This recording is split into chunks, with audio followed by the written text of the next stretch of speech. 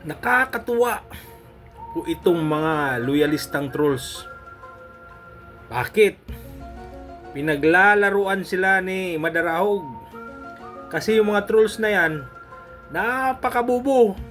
Parang walang utak.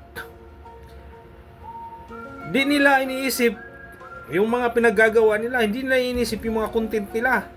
Lagi silang nabubuko sa kasinungalingan.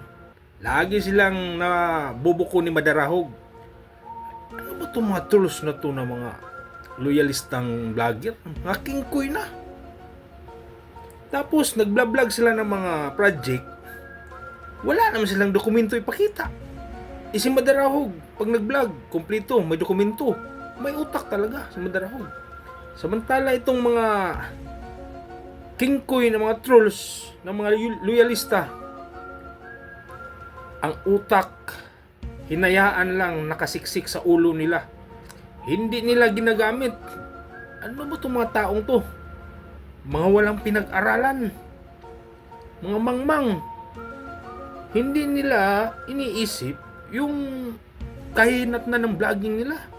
Kahit nagmumukha na silang katawa-tawa. Pinagtatawanan na lang sila. Yung naniniwala sa kanila, yung mga loyalistang supporters din ng mga trolls na wala ding mga alam. Yun. Kaya yung mga yun, marami kasi silang followers na mga bubo rin. Kaya hala na lang yung mga kingkoy na trolls na yan. Yung apat ba yan? 5. Si Boy Tamper, yung mukhang tomboy, si Boy Almoranas, at saka si Bayot ng Canada. Yun ba yun?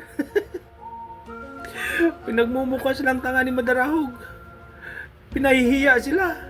Lagi na silang nabubuplax ni Madarahog. Bubo kasi yung mga loyalistang trolls na mga vlogger. Kaya lagi silang nahuhuli ni Madarahog.